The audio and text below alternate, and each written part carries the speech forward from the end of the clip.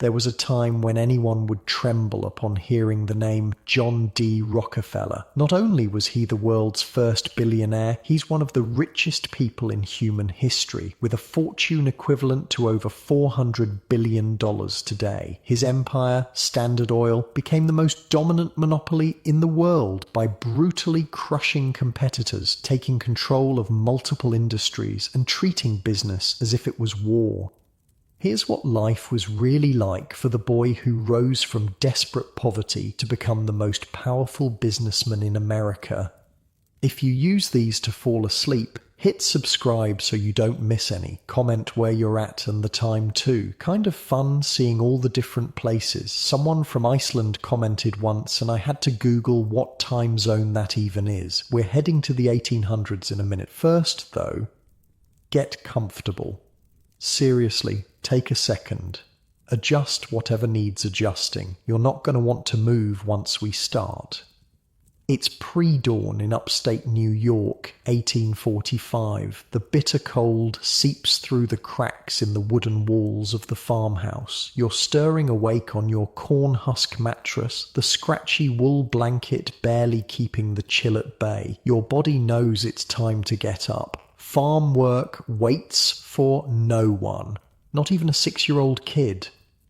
The first thing that hits you is the hunger, not the normal kind of hungry you might feel now, lying in your comfortable bed. This is the hollow, constant ache of someone who never quite gets enough food. Your stomach is making that weird gurgling noise again. You're John D. Rockefeller, and right now, you're about as far from a billionaire as humanly possible. The floor is ice cold against your bare feet as you climb out of bed. No central heating here, just a faint glow from the kitchen hearth that barely touches the corners of the house. Your breath comes out in visible puffs. A rooster crows outside, and you hear your mother already moving around, probably saying her morning prayers. The Rockefellers are strict Baptists. God comes before breakfast, always. John, time to fetch water. Your mother's voice calls from the kitchen. She sounds tired. She's always tired. This isn't like your warm bathroom with running water and indoor plumbing. No, you're about to grab a wooden bucket and walk to the well, break the ice on top and haul that water back to the house. Your arms will ache halfway there. Your fingers will go numb. But if you don't do it, nobody drinks or washes today. This was daily life for the richest man in American history. Weird to think about, right? I spent way too long researching 19th century rural hygiene habits for this, like concerningly long. And let me tell you, the Rockefeller family wasn't exactly living the high life. Their farmhouse was barely holding together. The clothes they wore were patched and repatched, and everybody was hungry pretty much all the time. But here's where it gets interesting. While you're hauling that water back to the house, your mind is already working. Even at 6 years old, you're thinking about money differently than other kids, like when you found that turkey nest in the woods last week. Remember that? You followed a wild turkey through the trees, watched where it went, and discovered its eggs. Most kids would have just taken the eggs for breakfast, but not you. You carefully gathered them up and brought them home to hatch. Why? Because a few turkeys could be sold for more than a bunch of eggs. You're already thinking about investments, about delayed gratification, about growing wealth. At 6, John, did you collect those eggs like I asked? Your mother's looking at you, dark circles under her eyes. Yes, Mom. And I've been thinking, you say, your voice small but determined. If we let some hatch, we could raise more turkeys and sell them at market for more money.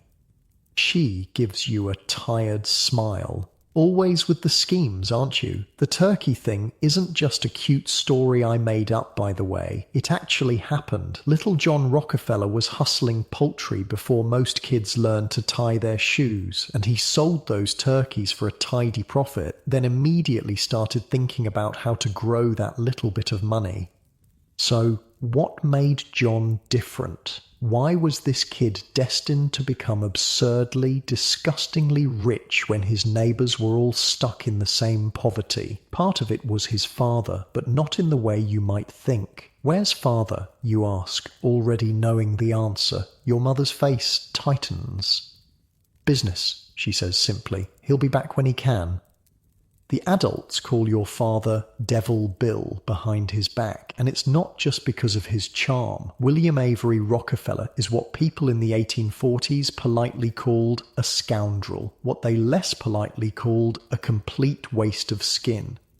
He's off somewhere right now selling fake medicine to desperate people, calling himself Dr. William Livingston. He peddles bottles of mysterious liquid that supposedly cures cancer, fixes broken bones, makes you irresistible to the opposite sex, and probably whitens your teeth while it's at it.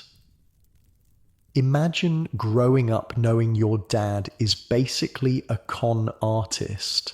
That's John's childhood.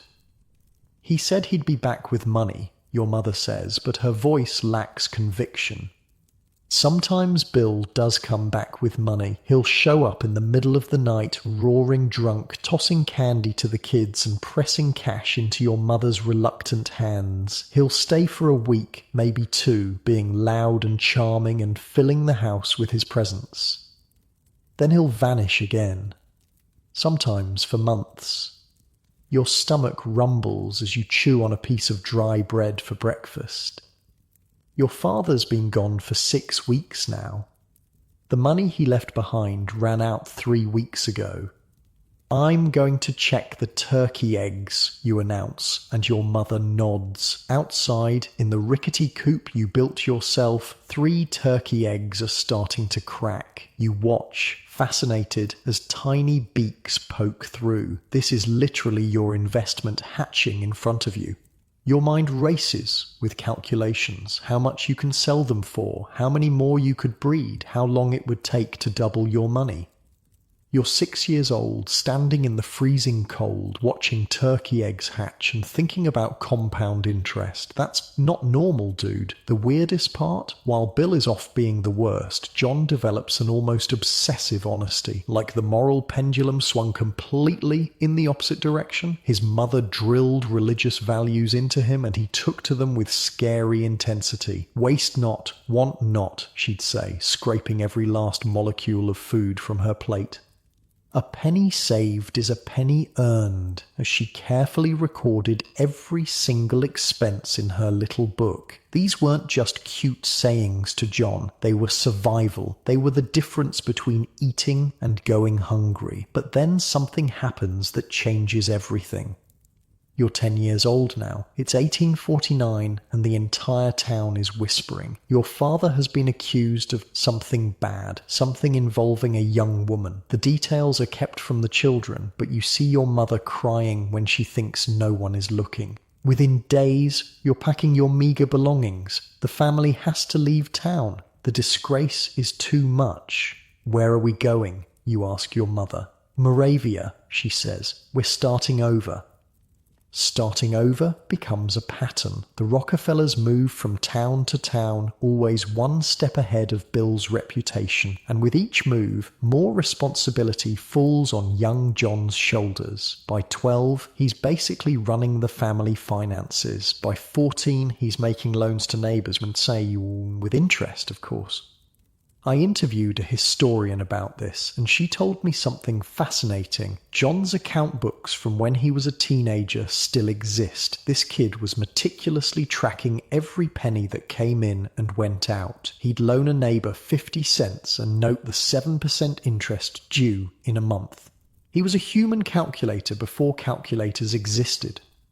Finally, the family settles in Cleveland, Ohio. It's 1855, and you're 16 years old. Your father's visits have become even rarer. He has another family now, a whole secret second wife and life that your mother doesn't know about. She never will. I need to find work, you tell your mother one evening. Real work. You've been helping on the farm, selling turkeys, doing odd jobs for years, but college isn't an option. There are 5 kids in the family now, and someone has to put food on the table. That someone is you. What kind of work, John? She asks. You straighten your carefully mended jacket. I'm going to work for a merchant or a bank, somewhere I can learn about business. The next morning, you make a list of every substantial business in Cleveland. You put on your one good shirt, slick down your hair, and set out with absolute determination. Your first stop is the railroad office. You walk in, back straight, voice steady despite your youth. I'd like to apply for a position as a bookkeeper, you tell the man at the desk. He looks up, sees a skinny 16-year-old and literally laughs in your face. Son, you're not even old enough to shave. Come back in 5 years. This happens at the next place too. And the next, and the next. You're how old? The bank manager asks incredulously. 16, sir, but I'm good with numbers. Very good. He's already shaking his head. Come back when you're a man. 6 weeks, 6 long weeks of rejection. Every morning you get up, put on that same shirt and try again. Most people would have given up after the first 10 rejections. You're on number 30-something and still going. Then, on September 26th, 1855, you walk into Hewitt and Tuttle, a small produce commission firm. They need a bookkeeper. You show them your handwriting, which is impeccable. You demonstrate your quick mental math. Can you start today? The owner asks. You blink, surprised. Yes, sir. Right now, sir. Good. Get to work. He doesn't mention salary. For the rest of his life, John Rockefeller celebrated September 26th as Job Day. Not his birthday, not Christmas. This day. The day he got his foot in the door of the business world. He considered it the most important day of his life. The work is grueling. You're at the office from 7 in the morning until often 9 or 10 at night. Your eyes burn from squinting at columns of numbers. Your fingers are permanently stained with ink, but you're learning. Every transaction, every negotiation, every business practice, you're absorbing it all like a sponge. One day, your boss comes in with a check for $4,000, a staggering sum in 1855. He puts it in the safe and leaves for lunch. You know the combination. When he's gone, you open the safe just to hold the check in your hands. You stare at it, mesmerized by what it represents. I am bound to be rich, you whisper to yourself. Bound to be rich. This becomes your daily mantra. Every morning before work, you look in the mirror and repeat, I am bound to be rich. Not hoping, not wanting, bound. Like it's already decided, just waiting to happen. After 3 months, you finally get your first payment. $50 for 3 months' work. That's about 50 cents a day. But your bosses are impressed with your dedication. They raise your salary to $300 per year, roughly $11,000 in today's money. It's not much, but it's enough for independence, enough to help support your mother and siblings, and even with this tiny income, you immediately begin giving 10% to charity, something you'll continue doing for the rest of your life. I know, it's weird to think of the ultimate capitalist robber baron as charitable, but there are actual church records showing John's donations from when he was making basically nothing. The guy was complicated. For 2 years, you work your fingers to the bone at Hewitt and Tuttle. You master every aspect of the business, but then the economy slows down and one of the partners quits. Suddenly, all his responsibilities fall on you, but your salary doesn't increase. You start to see the writing on the wall. The business is struggling. It might not survive much longer. Most people would panic. You see opportunity. In your boarding house, you've become friends with a chemist named Maurice Clark who works nearby. He's 28, you're just 18, but you've impressed him with your business knowledge and work ethic. One evening, over a simple dinner, Maurice leans forward. I've been thinking of starting my own produce commission business, but I need a partner who understands the books. You don't hesitate. I'm your man. You'd need to invest $2,000, Maurice says. Can you raise it? $2,000 in 1857 was no small sum, about $70,000 today. You've been saving every penny, but it's nowhere near enough. I'll find a way, you say with absolute confidence, and somehow you do. You cobble together savings and loans. You approach people with such certainty that they can't help but believe in you. At 19 years old, you become co-owner of Clark and Rockefeller, a produce commission merchant. From farm boy to business owner in 3 years. The early days are brutal. You and Maurice work from dawn until midnight. You travel constantly, meeting with farmers and merchants, building connections. Your feet develop blisters on top of blisters. You sometimes sleep on sacks of grain when there's no time to go home. But the business grows and grows.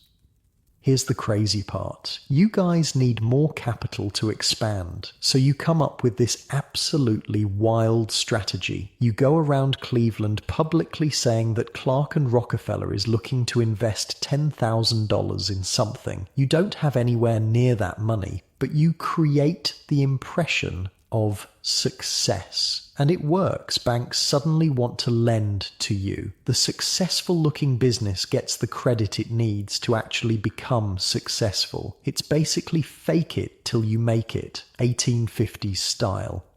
Then the Civil War breaks out. As a devout Baptist, you strongly oppose slavery. The Union cause matters to you, but you also have 6 mouths to feed at home. Your mother and siblings still rely on your income, so instead of enlisting yourself, you pay $300 for a substitute soldier. This was legal back then. And you even equip several more Union soldiers out of your own pocket. Meanwhile, the war creates an economic boom in the northern states. Cleveland becomes a strategic location for the Union. Food prices inflate dramatically. Your produce business quadruples almost overnight. By 1862, you and Maurice clear a profit of $17,000, over $500,000 in today's money. Not bad for a 23-year-old who started with nothing, but something even bigger is about to land in your lap. One evening, a man named Samuel Andrews comes to your office. He's a young English chemist with an interesting proposition. Before electricity, people lit their homes with oil lamps. Traditionally, this oil came from whales, but whaling was expensive and difficult, and some whale species were being hunted to near extinction. But in 1859, people had discovered you could extract rock oil or petroleum by drilling into the ground, and it burned just as well as whale oil. Andrews has a secret process for refining this crude oil using sulfuric acid, turning it into something called kerosene, which burns cleaner and brighter than regular oil. He needs investors to build a refinery in Cleveland, which is conveniently located just a day's ride from the Pennsylvania oil regions. You and Maurice look at each other. You've got money to spare now thanks to the war boom. Why not diversify? You lend Andrews $4,000 to set up his refinery, considering it a side venture while you continue with your produce business. But within a year, something unexpected happens. The oil refinery starts making more money than your main business. A lot more money. We need to talk, you tell Maurice one day, ledgers spread open before you both. Look at these numbers. The oil business is wildly profitable, but it's also unstable and risky. The supply fluctuates dramatically. Sometimes there's so much oil that prices crash to 10 cents a barrel. Other times it seems like the oil fields are drying up and prices soar to $14. Many people think oil is just a temporary fad that will soon run out. But you see something different. You see the future. We should sell the produce business, you say. Go all in on oil. Morris stares at you like you've lost your mind. That's insane. The produce business is stable. Oil could be gone tomorrow. Oil isn't going anywhere, you say with that eerie certainty that's become your trademark. This is just the beginning. The argument goes back and forth for weeks. Finally, Maurice agrees to switch to oil, but he's nervous. The volatility of the market keeps him up at night. And then, in 1865, after a particularly rough patch in the oil business, Maurice reaches his breaking point. "I want out," he tells you. "Buy my share." The price he names is $72,500, about $135 million in today's money. It's a fortune, and to buy him out, you'll need to go into significant debt. Everyone thinks you're crazy to take on this risk. The oil business is too unpredictable, too dangerous. You could lose everything. But that same day, news arrives from Pennsylvania. A massive new oil field has been discovered. The market is about to be flooded with crude oil. Most refiners see this as a disaster. Prices will crash again. You see it differently. You see opportunity where others see catastrophe. "I'll buy your share," you tell Maurice, your voice steady despite the fear you're feeling inside. You're 26 years old. You've just gone all in on one of the riskiest industries in America, and now you need to find a way to crush your competition if you want to survive. The foundation of the world's greatest fortune was about to be laid, and it all started with that scared, hungry kid on a corn husk mattress. But how John Rockefeller went from ambitious young businessman to the most feared monopolist in American history, that's where things get really interesting. The morning sun filters through the window of your small Cleveland office. It's 1867, and you're staring at your ledger books with intense concentration. You've renamed the company Standard Oil, and you're plotting domination while most of your competitors are just trying to survive. This is what's wild about John Rockefeller. While everyone else saw the oil business as chaotic and unpredictable, he saw patterns, opportunity. He had this freakish ability to look at the same market everyone else was looking at and see something completely different. You push back from your desk and walk to the large map on your wall. Small red pins mark every competing refinery in Cleveland. Blue pins show the railroad routes. Green pins indicate your growing network of buyers and suppliers. To you, this isn't just a map. It's a battlefield. "Mr. Rockefeller," your clerk knocks softly. "Mr. Flagler is here to see you." And this is where the story takes a turn. Henry Flagler enters your office, and you immediately stand to greet him. He's about 10 years older than you, impeccably dressed, and radiates confidence. But there's something else about him, a certain ruthlessness in his eyes that matches your own. "John," he says with a thumbsy handshake, "I've been looking at your operation. Impressive for a young man." "Thank you," you reply, gesturing for him to sit. "But I have plans for much more." What most people don't realize is that Rockefeller didn't build his empire alone. Henry Flagler was just as important to the creation of Standard Oil as John was. The two men were eerily similar: religious, disciplined, detail-oriented, but Flagler had one quality that would change everything. He approached business like it was war. "The problem with this industry," Flagler says, leaning forward in his chair, "is that there are too many players, too much competition. It drives prices down, makes the whole business unstable." You nod. "Exactly my thinking." "So what's the solution?" Flagler asks, though his smile suggests he already knows your answer. "Consolidation," you say without hesitation. One company, large enough to control the market, stable prices, predictable supplies. Flagler's smile widens. "And who do you think should be that company?" You don't blink. Standard Oil. Look, I've read through a ton of business histories, and this partnership between Rockefeller and Flagler was genuinely terrifying for their competitors. These guys weren't just trying to build a successful business, they were systematically planning to eliminate everyone else in the industry. So it's early 1868, and you're sitting in your office with Flagler mapping out a strategy that would make Machiavelli blush. "The railroads are our key," Flagler says, tracing a finger along the rail lines on your map. "They're desperate for consistent business." And this is where things get crafty. At the time, oil was transported by train, and three major railroad companies dominated the routes: the New York Central, the Erie, and the Pennsylvania Railroad.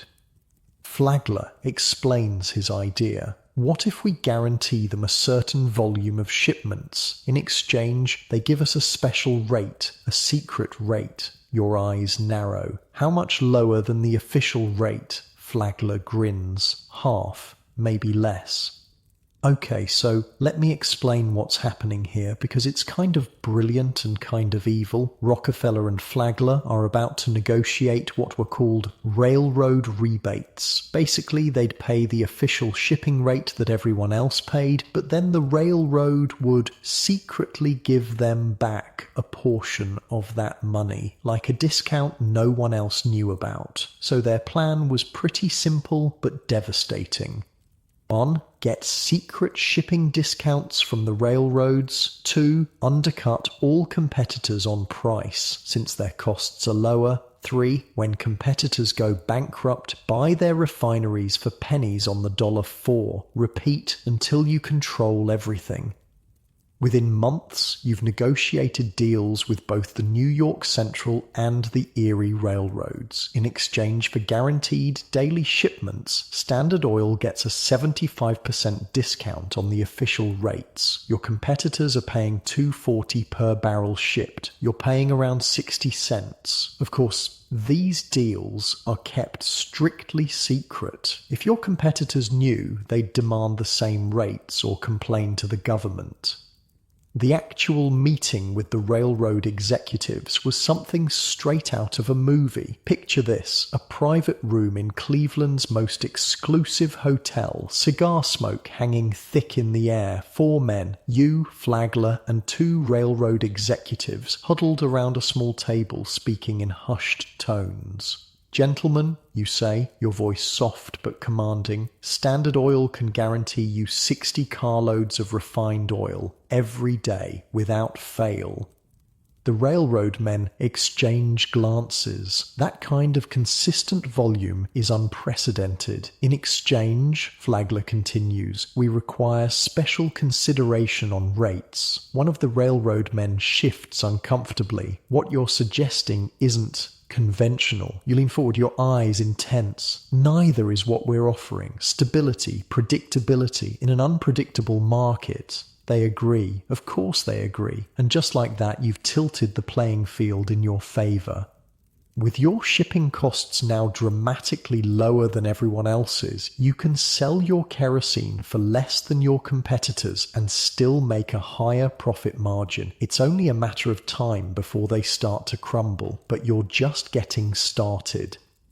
While all this business maneuvering is happening, you've also settled into domestic life. In 1864, you married Laura Celestia Spellman, a woman who shared your Baptist faith and disciplined nature. By 1868, you have 2 children, with more to come.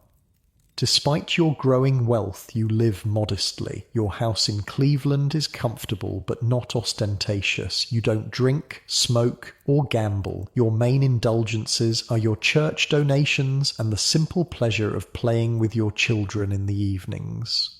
Shouldn't we get a bigger house? Laura asks one evening as you're reviewing your account books at the dining table. You could certainly afford it. You look up, considering. What we have is sufficient. Better to reinvest the money where it can grow. She smiles slightly. Always the businessman. Always, you agree. This is something that always gets me about Rockefeller. The guy was becoming insanely wealthy, but he lived like a middle-class minister. No flash, no extravagance. Every penny was accounted for, every expenditure questioned. He was building an empire with the discipline of a monk. Back at Standard Oil, your strategy is working better than even you expected. The lower prices you're able to offer are putting immense pressure on your competitors. Some are already approaching you about selling out, but then something happens that threatens to derail everything. The discovery of massive new oil fields in Pennsylvania.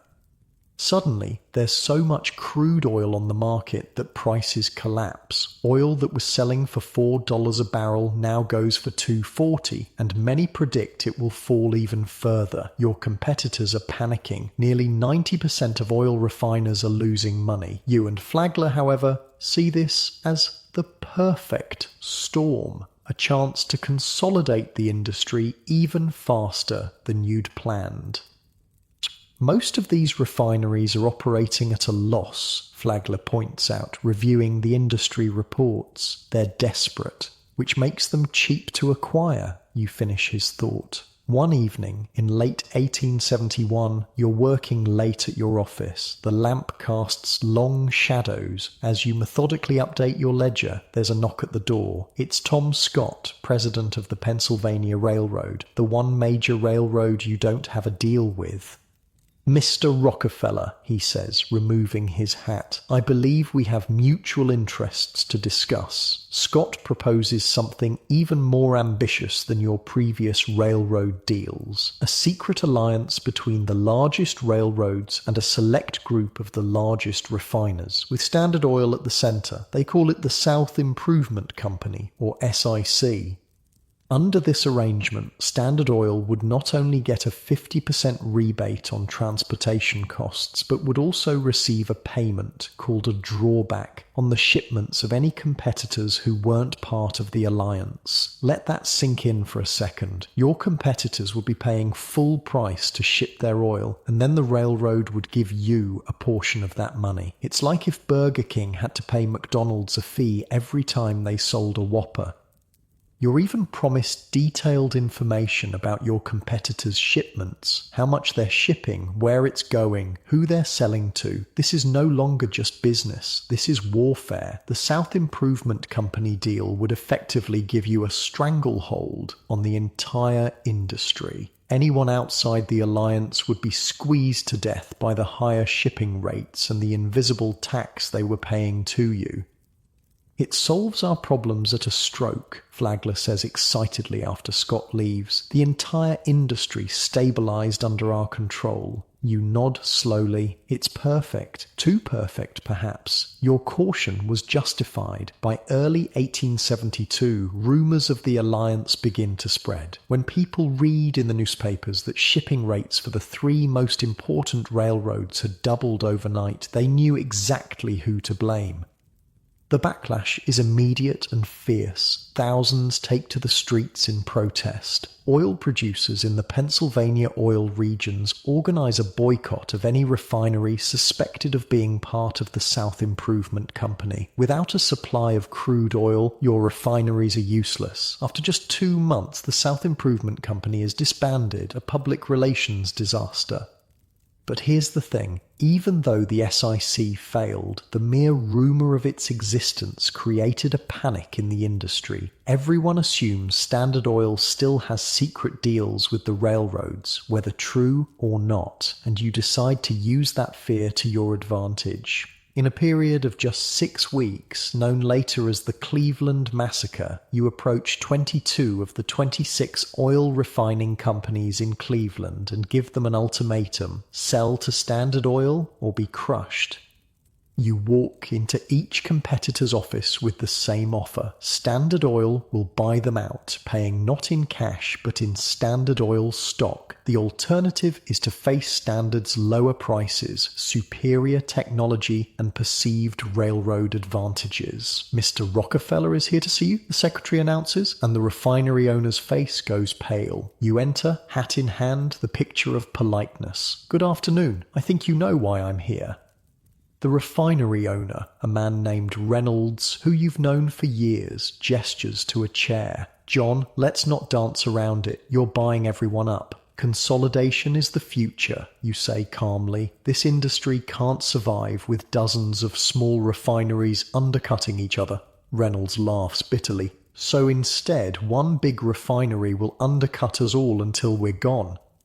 You open your briefcase and remove some papers. I'm prepared to offer you $45,000 for your refinery, paid in Standard Oil stock. Reynolds's eyes widen. His refinery is worth at least $150,000. That's robbery. That's the future, you correct him. Your refinery is losing money every day. How long can you keep operating at a loss? 6 months? A year? And what will your refinery be worth then? You slide the papers across his desk. Standard Oil stock, on the other hand, will only increase in value as we grow. Reynolds stares at the papers for a long moment. And if I refuse, your expression doesn't change. Then we wish you the best of luck competing in the new market. We don't know exactly what went down in these meetings, but we do know the results.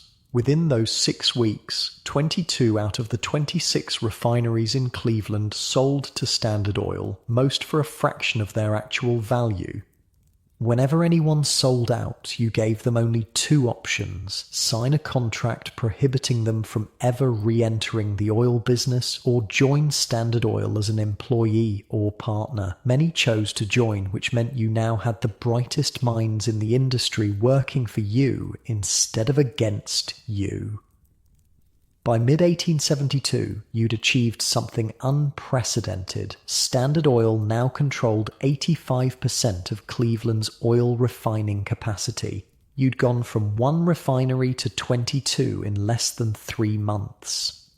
The funniest part about all this, John was only 33 years old. 33. While most guys his age were still figuring out what to do with their lives, he had already built the foundation of one of the greatest business empires in history.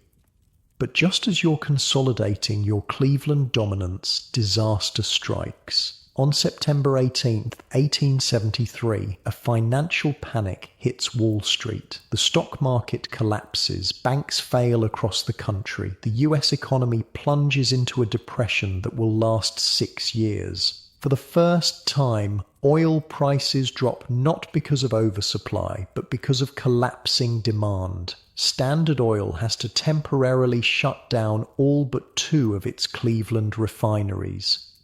By 1874, a single barrel of oil is trading for just 48 cents, less than the cost of the wooden barrel it's stored in. It seems like the entire industry might collapse, but unlike your competitors, Standard Oil has carefully managed finances, excellent credit with banks, and modernized, efficient refineries. Even in these bleak conditions, you're still able to operate at a small profit while others bleed money. And as always, you see opportunity in crisis. You call Flagler into your office one cold January morning in 1874. The streets of Cleveland are nearly empty, businesses closed or operating at reduced hours. The Depression has left the city, like much of America, in a state of economic paralysis. Henry, you say, spreading a map on your desk, it's time to expand. Flagler looks at you like you've lost your mind. Expand? Now? In the middle of a depression? You trace your finger across the map, touching Pittsburgh, Philadelphia, New York. Everyone is struggling. Refineries in these cities are operating at a loss, burning through their reserves just to stay alive, which means they're cheap, Flagler says slowly, beginning to understand. Exactly, you nod. We've conquered Cleveland. Now we take the rest. And that's exactly what you do. You initiate a nationwide buyout campaign, and whenever anyone is reluctant to sell, you resort to the same indirect tactics that worked in Cleveland. You buy up all the available barrels so competitors can't package their oil. You reserve all available railroad capacity so they can't ship their product. You use your railroad connections to get their shipping rates raised to ruinous levels. Then, when they're on the verge of bankruptcy, you swoop in with an offer to save them by buying them out, at a steep discount, of course. Picture this scene: a small refinery owner in Pittsburgh sitting in his cold office. It's been weeks since he's received a shipment of barrels for his refined oil. His workers are idle. The banks won't extend more credit. His wife has already pawned her jewelry to keep the business afloat. Then you walk in, impeccably dressed despite the economic depression, calm, confident. I understand you're having some difficulties, you say, removing your gloves. The refinery owner looks up, his face haggard. You engineered those difficulties. You don't deny it. I've come with a solution. By the time the Depression begins to lift in the late 1870s, Standard Oil controls over half of Pittsburgh's refining capacity, the largest refineries in Philadelphia, and has secured a dominant position in New York as well. To further strengthen your grip on the industry, you begin building a network of pipelines to transport oil. These pipelines reduce your reliance on the railroads and further lower your costs. With these pipelines stretching across the eastern United States like tentacles, Standard Oil earns a new nickname among its enemies, the Octopus, and you, John D. Rockefeller, are only just beginning. By your late 30s, you're already one of the wealthiest men in America, and you've laid the groundwork for a monopoly that will soon control 90% of the oil refining in the entire country.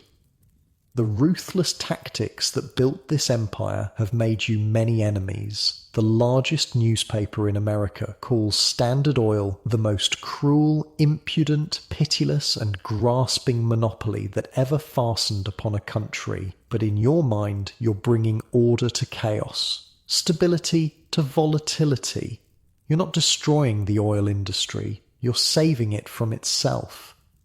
You stand at your office window watching the snow fall on Cleveland. Your competitors fear you. The public is beginning to hate you, but you're convinced that what you're doing is not just good business. It's your divine calling. Mr. Rockefeller, your secretary interrupts your thoughts. Mr. Flagler needs to see you immediately. There's a situation with the Pennsylvania Railroad. You turn from the window, straightening your jacket. Tell him I'll be right there. The battle for complete control of America's oil industry is about to enter its most vicious phase, and at its center stands you, the quiet, religious man who treats business like war. The clock on your office wall shows nearly midnight. You're still at your desk, lamplight casting shadows across the papers spread before you. It's 1877, and the conflict with the Pennsylvania Railroad has reached a breaking point. You tap your pencil against the ledger. For years, the railroads have been essential to your business. Now they're becoming a liability. Mr. Rockefeller? Your assistant knocks softly. Mr. Flagler asked me to give you this. He hands you a telegram. Tom Scott, president of the Pennsylvania Railroad, has done something unforgivable. He started building his own oil refineries. So, you say quietly, folding the telegram, war it is. For the railroad companies, the oil industry had been a tremendous source of business. But as Standard Oil began laying its vast network of pipelines, the railroads faced the terrifying prospect that their most important customer was making them obsolete.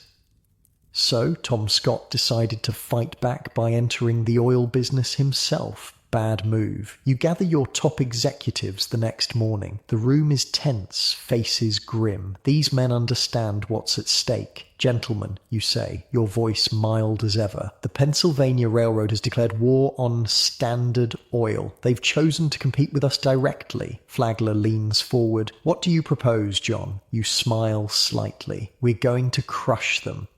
I'm not exaggerating when I say what happened next was one of the most brutal corporate battles in American history. Rockefeller launched what was essentially a three-pronged attack. First, Standard Oil cancelled all shipments with the Pennsylvania Railroad and redirected them to their competitors. Second, Standard lowered the price of kerosene so dramatically that the Pennsylvania's new refineries couldn't possibly make a profit.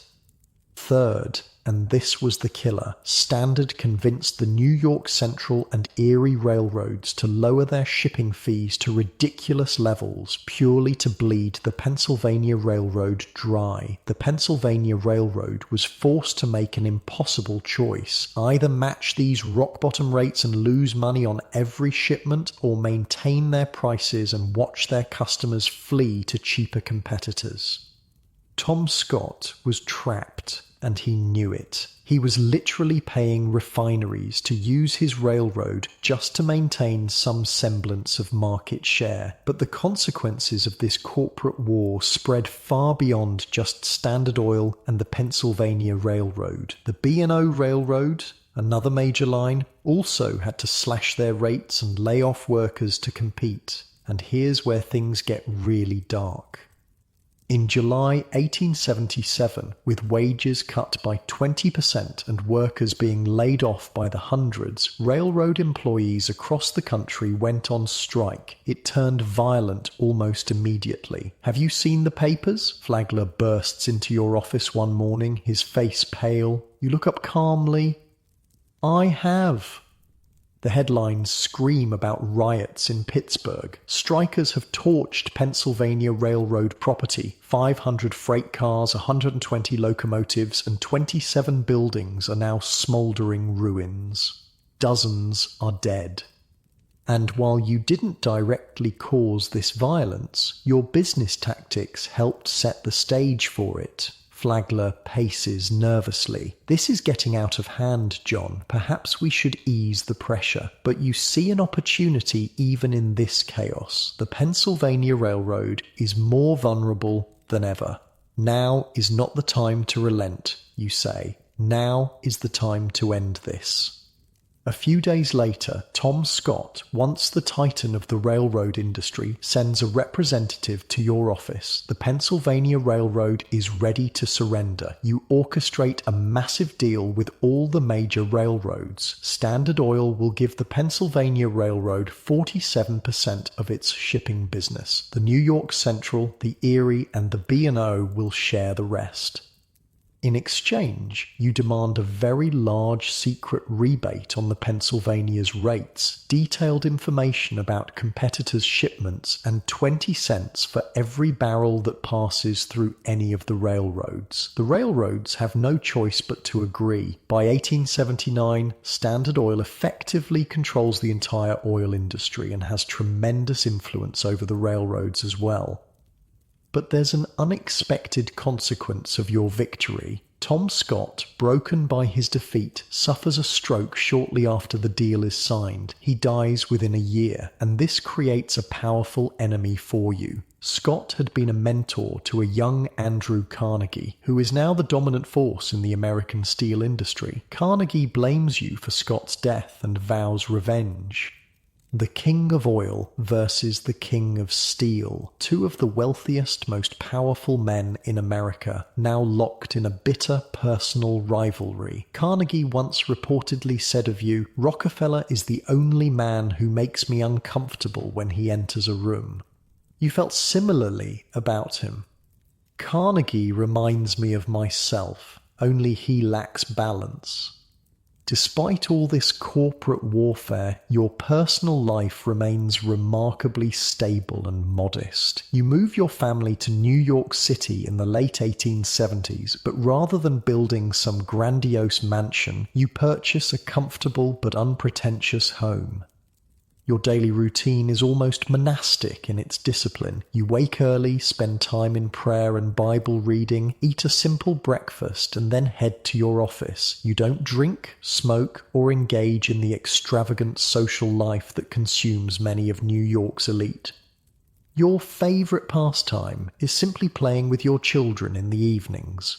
One of your employees once remarked that you'd rather be down on all fours with your children than at the most elegant dinner in New York.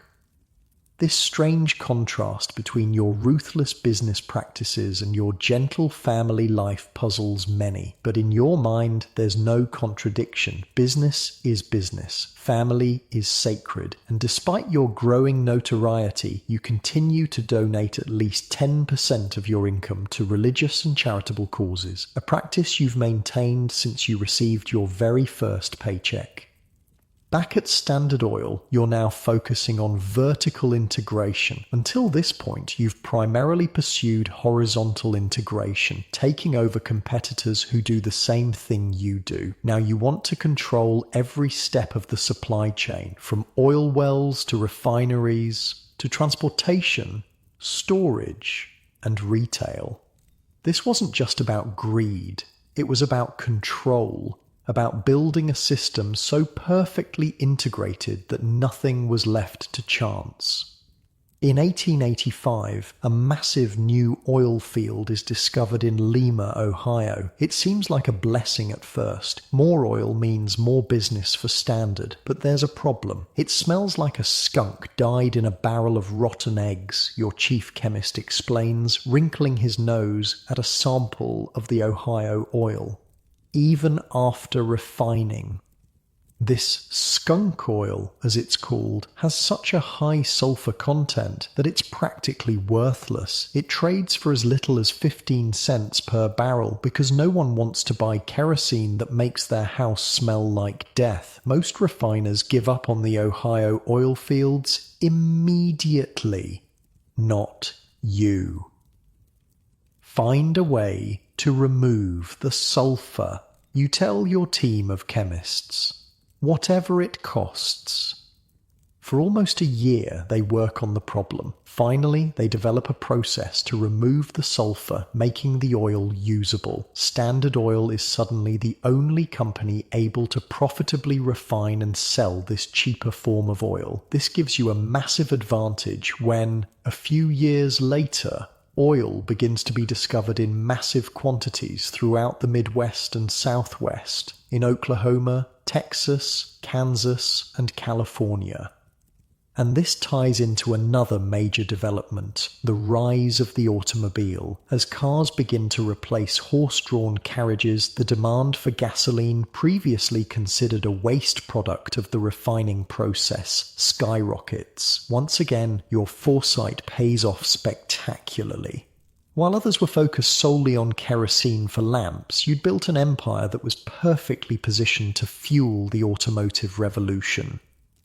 By the 1890s, Standard Oil controls approximately 90% of all oil refineries and pipelines in the United States. Your personal wealth has grown to unimaginable levels, and yet the larger Standard Oil grows, the more enemies it creates. Small businessmen crushed by your tactics. Politicians offended by your power. Journalists outraged by your monopolistic practices.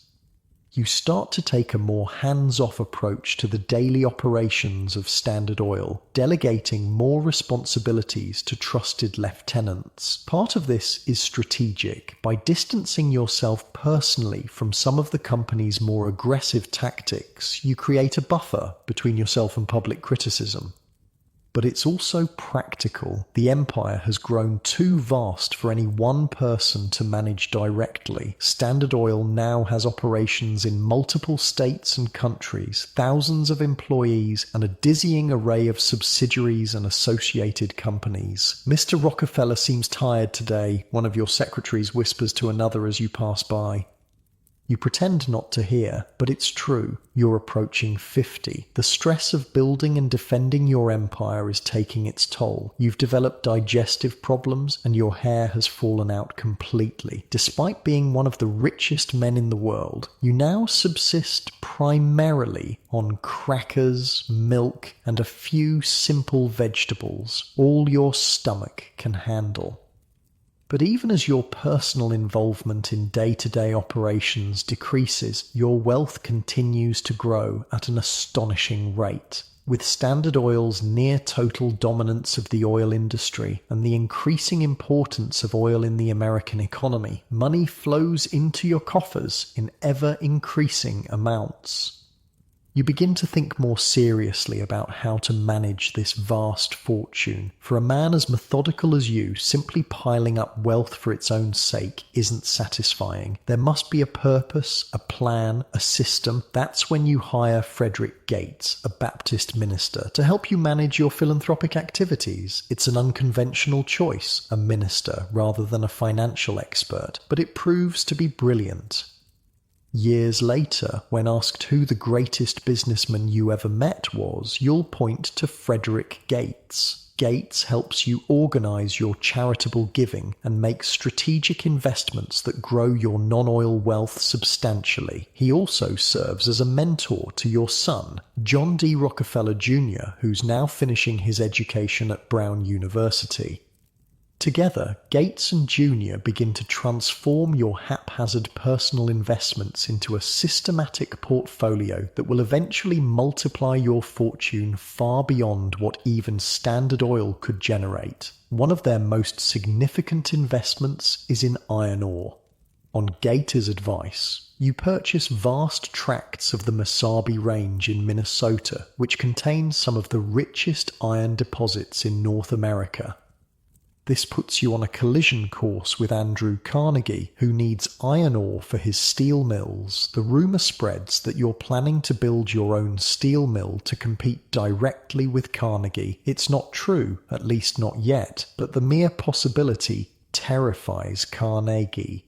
Mr. Rockefeller, your secretary interrupts your thoughts one afternoon. Mr. Carnegie's representative is here to see you. The meeting that follows leads to one of the most lucrative deals in American business history. Carnegie agrees to buy a minimum of 600,000 tons of ore from your mines every year and to transport it exclusively through your railroads. In exchange, you agree never to enter the steel business, and Carnegie gets a secret rebate on the ore, ironically similar to the railroad rebates that helped you build Standard Oil. The deal is so profitable for both of you that a wall of silence descends around it. Neither of you wants competitors or the government to know just how much money you're making, but someone else has noticed the immense potential of this partnership. J.P. Morgan, the most powerful banker in America. Morgan sees an opportunity to create something even bigger than Carnegie Steel or Standard Oil. He envisions a steel monopoly that combines Carnegie's mills with your iron ore mines and several other major steel companies. One winter morning in 1901, Morgan sends a representative to meet with you.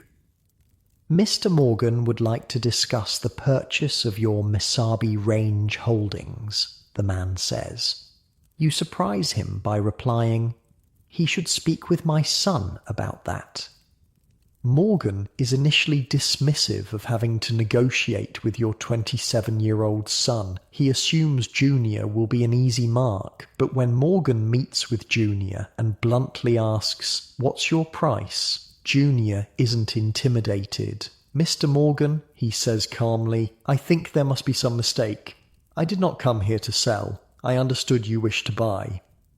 By insisting that Morgan name the price first, Junior gains the upper hand in the negotiations. Morgan, taken aback by the young man's composure, has to reconsider his approach. Eventually, Morgan offers $88.5 million in US steel stock for your iron ore holdings, the equivalent of over $3 billion today. You accept, and US Steel becomes the first billion-dollar corporation in American history, and you now own a substantial portion of it. While all this is happening, Standard Oil continues to grow more powerful and more profitable. The rise of the automobile has turned gasoline from a waste product into liquid gold. Your empire now spans the globe, with operations in Europe, Asia, and the Middle East. But as the 19th century gives way to the 20th, a new threat emerges. The progressive movement, led by journalists and politicians determined to break the power of monopolies, sets its sights on Standard Oil.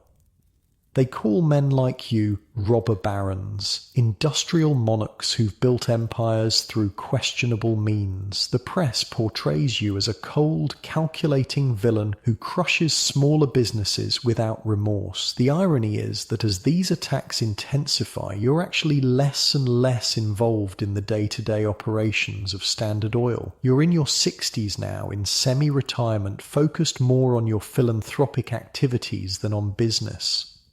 But to the public, you are Standard Oil, and Standard Oil is increasingly seen as the enemy of the common man. One evening, you're sitting in your library reading the latest newspaper articles about yourself. They're not flattering. "Father," Junior enters the room, concern on his face. Have you seen what they're saying? You fold the newspaper calmly. I have. Doesn't it bother you? He asks. You consider the question for a moment. The public will form its judgment. If that judgment is just, I have nothing to fear. If it's unjust, you shrug. Well, I've faced worse, but privately, you're concerned. The political winds are shifting. There's talk of new antitrust legislation, of presidential candidates promising to break up monopolies like Standard Oil. And there's one journalist in particular whose work is causing you significant discomfort, Ida Tarbell. Tarbell's father was one of the independent oil refiners who went bankrupt during Standard Oil's rise to power. Now she's writing a devastating exposé of your business practices, publishing it in monthly installments that the American public devours eagerly. What makes Tarbell's work so damaging is that it's meticulously researched. She's not just slinging mud, she's revealing actual documents, testimony from former Standard Oil employees, details of secret deals and strong-arm tactics that had previously been hidden from public view. Your policy is never to respond directly to critics, so Tarbell's accusations go unchallenged. This only seems to validate them in the public's mind. As the new century dawns, you find yourself in an unusual position. You're wealthier than you've ever been, with your fortune growing daily. You control, directly or indirectly, a significant portion of the American economy, and yet your public image has never been worse. Presidents Theodore Roosevelt and William Howard Taft both make breaking up Standard Oil a key part of their political agendas. The Sherman Antitrust Act, previously seldom enforced, is now being wielded against your company. The legal battles begin, and they will stretch on for years. Standard Oil fights in court after court, winning some cases, losing others, but always facing more legal challenges. You watch these developments with growing detachment. Your son and Frederick Gates are increasingly handling both your business and philanthropic affairs. Your health is fragile. You spend more time at your estates in New York and Florida trying to recover your strength. Sir? Your butler interrupts your breakfast one morning in 1909. There's a telephone call for you. It's Mr. Gates. You pick up the receiver. Yes, Frederick? John, Gates says, his voice tense. The Supreme Court has agreed to hear the government's case against Standard Oil. You're silent for a moment. The Supreme Court, the final arbiter. After this, there will be nowhere else to appeal. I see, you say finally. Keep me informed. You hang up and return to your breakfast, your face betraying no emotion, but inside you know that the empire you spent your life building is facing its greatest threat yet. The stage is set for the most significant antitrust case in American history. The outcome will not only determine the fate of Standard Oil, but will reshape the entire American business landscape for generations to come. And all of this from the boy who once followed a turkey into the woods to steal its eggs. The morning sun streams through the windows of your mansion in Pocantico Hills, your estate north of New York City. It's 1910, and at 71 years old you've grown accustomed to a certain routine. Wake before dawn, light stretching, a simple breakfast of toast, milk, and fruit. Reading the Bible. Prayer. But today there's a tension in your body that the familiar routine can't quite dispel. Sir, your butler says, entering with the morning newspaper, I thought you might want to see this immediately. The headline screams across the front page, Supreme Court to rule on Standard Oil case tomorrow. You take the paper with a steady hand, though your heart rate picks up slightly. Tomorrow. After years of legal battles, it all comes down to tomorrow. Will you be going into the city today, sir? The butler asks. You consider for a moment. No, I think I'll play golf instead. This is not a joke. On the day before the Supreme Court decided the fate of Standard Oil, Rockefeller actually went golfing. The man had ice in his veins. As your chauffeur drives you to the golf course, you gaze out at the Hudson River. The Standard Oil case has been winding through the courts for years now. President Theodore Roosevelt, who called men like you malefactors of great wealth, made breaking up your company a personal crusade. The government's lawsuit alleges that Standard Oil has violated the Sherman Antitrust Act by monopolizing the oil industry and restraining trade. The evidence against you is substantial. Records of railroad rebates, predatory pricing, corporate espionage, and secret ownership of supposedly independent competitors.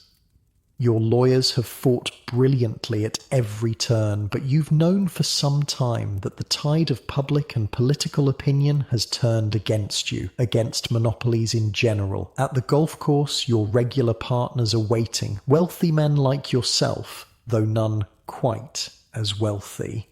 "Big day tomorrow, John," one says as you approach. You smile pleasantly. Every day is a big day when the Lord grants you the health to enjoy it. They exchange glances. Your calm in the face of potential disaster is unnerving. "You're not worried?" another asks incredulously. You select a club, considering. "Worry never solved anything. The Supreme Court will decide as it will. I've done my work. Now it's in God's hands." The funny thing is, you meant it. This wasn't just a show for your golf partners. Rockefeller had this almost eerie acceptance of things beyond his control. He'd spent decades building Standard Oil with meticulous planning and ruthless execution, but once something was truly out of his hands, he had this ability to just let it go. The next morning, you're having breakfast when the telephone rings. It's Frederick Gates. "John," he says, his voice tight with tension, "the court has ruled." You set down your spoon carefully. "Go on." "They've ordered Standard Oil to be dissolved, broken into separate companies within 6 months. There's a long pause. Gates is clearly waiting for an explosion of anger, despair, something, but the seconds tick by in silence. "John, are you there?" "Yes," you say calmly. "Thank you for letting me know." You hang up the phone and return to your breakfast. On May 15th, 1911, the Supreme Court found Standard Oil guilty of monopolizing the oil industry through illegal business practices. The court ordered the company to be split into 34 separate entities, each with its own board of directors. After 41 years, your empire had been dealt what appeared to be a fatal blow. That afternoon, reporters gather outside your estate hoping for a comment. You rarely speak to the press, but today you decide to make an exception.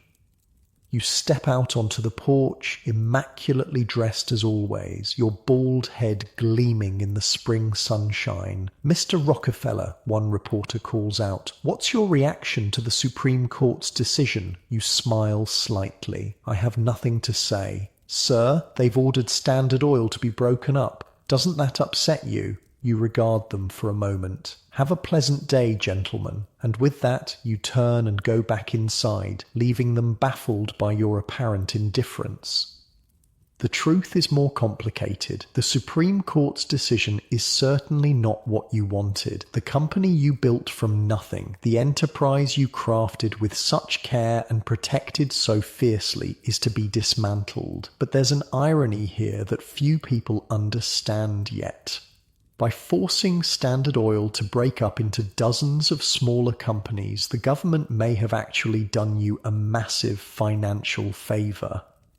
See, the thing about monopolies is they're often undervalued by the market because they're seen as risky, precisely due to potential antitrust action. Their stock prices don't always reflect their true worth, but when you break a monopoly into smaller, more focused companies, those new entities can sometimes be valued much higher collectively than the original monopoly was.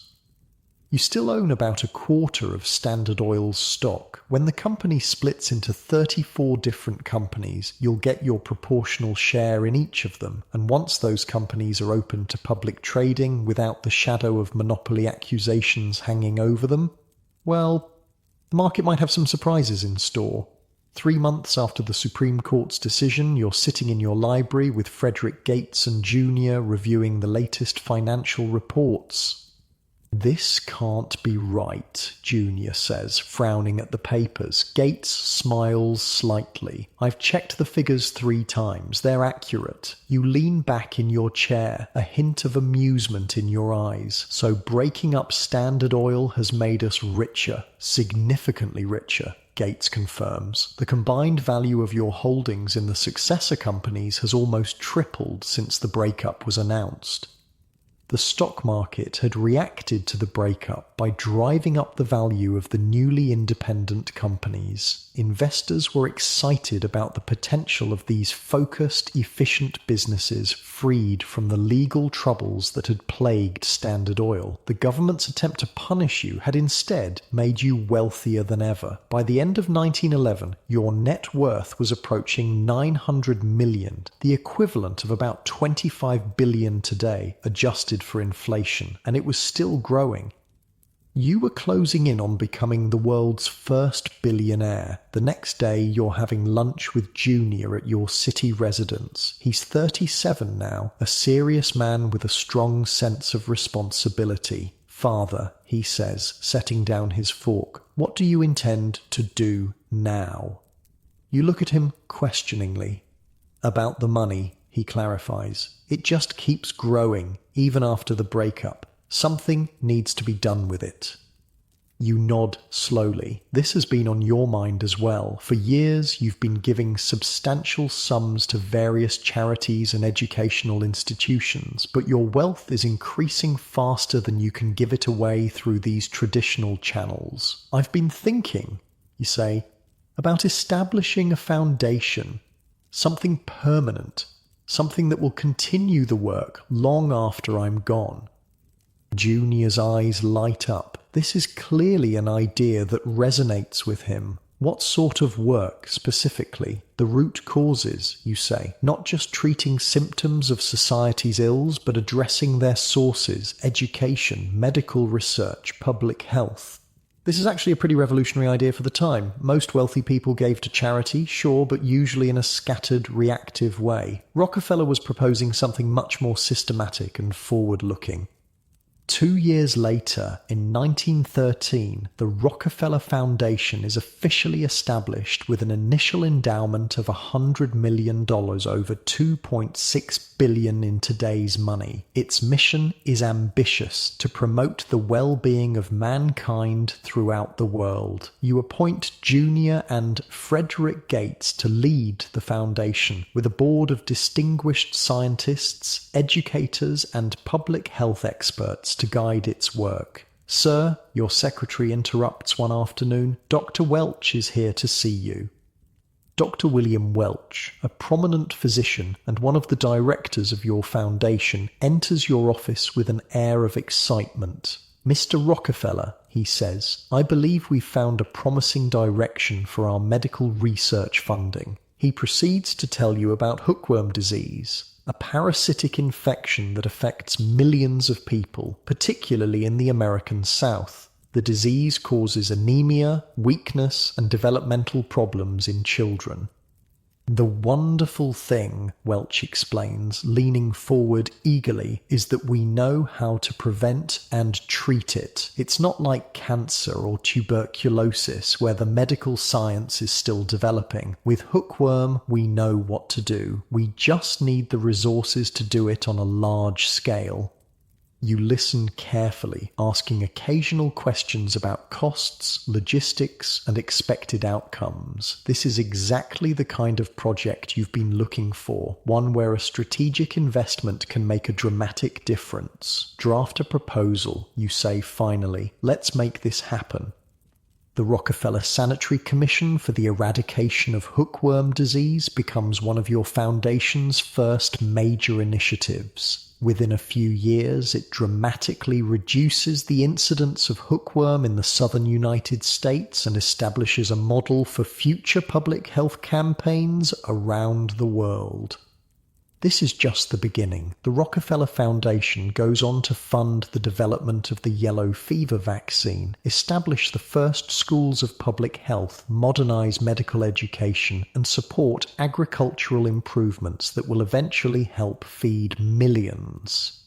Your approach to philanthropy is the same as your approach to business: methodical, strategic, focused on maximum impact. You're not interested in having buildings named after you or receiving public accolades. You want results. Mr. Rockefeller, a reporter asks at a rare press conference, why are you giving away so much of your fortune? You consider the question. God gave me my money, you say simply. I believe the power to make money is a gift from God, to be developed and used to the best of our ability for the good of mankind. Despite your increasing focus on philanthropy, your wealth continues to grow at an astonishing rate. The successor companies to Standard Oil are thriving in the new automobile-centered economy. Your investments in mining, railroads, and banking are generating enormous returns. By 1916, you achieve what no one in history had achieved before. Your net worth passes $1 billion. You are the world's first billionaire. To put this in perspective, your wealth represents about 2% of the entire US economy. Adjusted for GDP, that would be equivalent to around $450 billion today, making you more than twice as rich as anyone currently living. But money means less and less to you personally. Your lifestyle remains relatively modest. You don't collect art or yachts or palatial homes around the world. Your pleasures are simple: family, golf, and watching your philanthropic work bear fruit.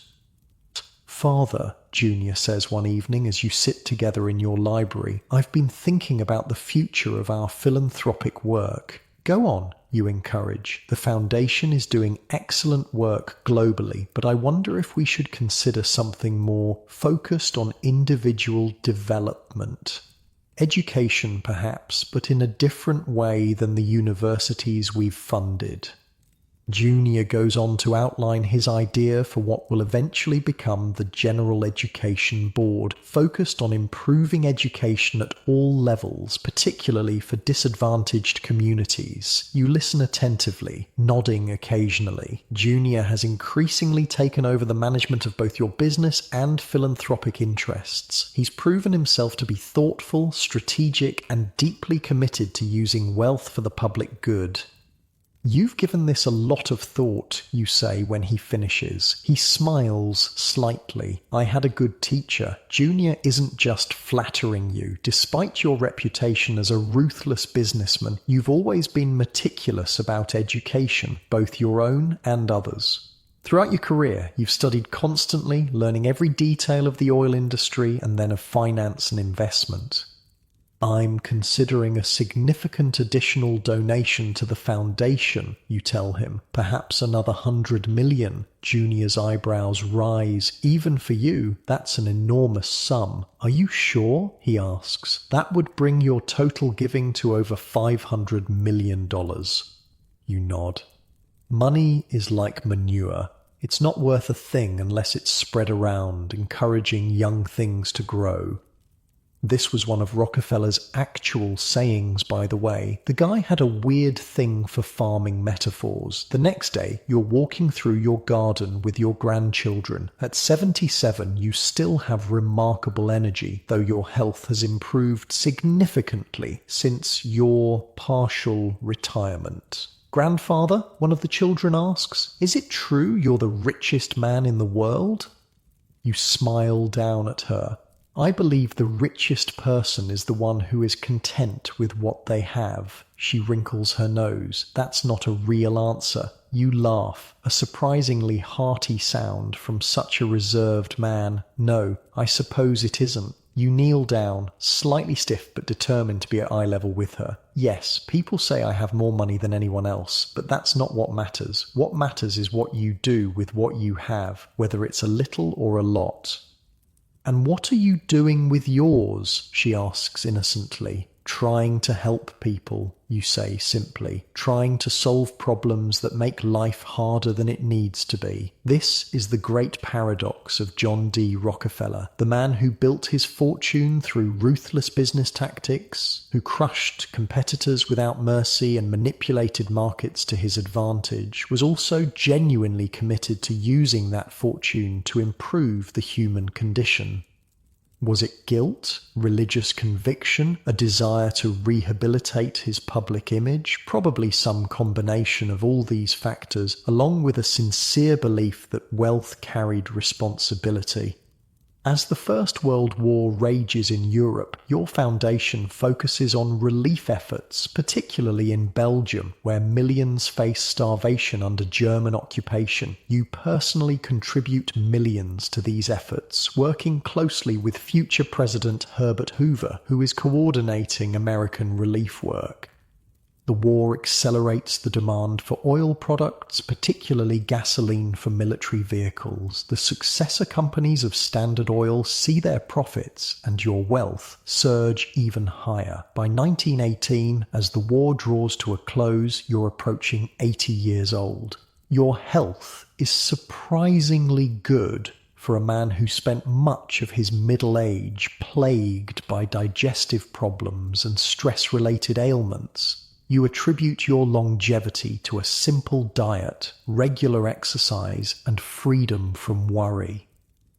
Worry, you often tell your grandchildren, never accomplished anything. In your sun-filled study at Pocantico Hills, you're reading through reports from the various foundations and institutions you've established. The Rockefeller Institute for Medical Research, later Rockefeller University, is making breakthroughs in understanding infectious diseases. The General Education Board is transforming schools across America. The Rockefeller Foundation is extending its work globally.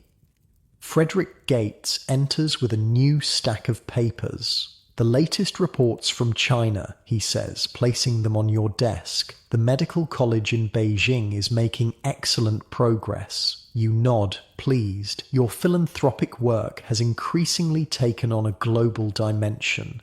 You believe that advances in medicine, education, and agriculture should benefit all of humanity, not just Americans. And this, Gates adds, handing you a newspaper, might interest you. It's an editorial criticizing your charitable giving as an attempt to whitewash your reputation and distract from how your fortune was made. You scan it briefly, then set it aside without comment. Such criticisms are nothing new. Many see your philanthropy as mere image rehabilitation, the robber baron trying to buy his way into heaven. But you've long since stopped concerning yourself with public opinion. Your focus now is on ensuring that the vast wealth you accumulated will continue to serve humanity long after you're gone. Frederick, you say, looking up from the papers, I've been thinking about our work in medical research. Yes? I want to expand it significantly. There are diseases we can defeat in our lifetime if we commit the resources. Gates smiles. After decades of working together, he still marvels at your ambition. I'll have the team draft some proposals. You nod, satisfied. The empire you built may have been dismantled, but your legacy is just beginning to take shape. As the sun sets over the Hudson River, casting long shadows across your estate, you stand at the window contemplating the journey that brought you here. From the poor farm boy with a talent for numbers to the richest man in the world. From the ruthless architect of America's most powerful monopoly to one of history's greatest philanthropists. It's been a life of stark contrasts and apparent contradictions, but to you, there's always been a consistent thread, the application of method, discipline, and strategic thinking to whatever challenge was at hand, whether building a business empire or solving global health problems. The boy, who once carefully raised turkeys to sell at market, had become the man who carefully designed institutions to improve human life on a planetary scale. And the story was far from over. The morning sun spills through the windows of your Florida estate. It's 1920, and at 81 years old, you've developed a comfortable rhythm to your days. Breakfast with Laura, your wife of 56 years. A few hours reviewing reports from your foundations. Golf in the afternoon.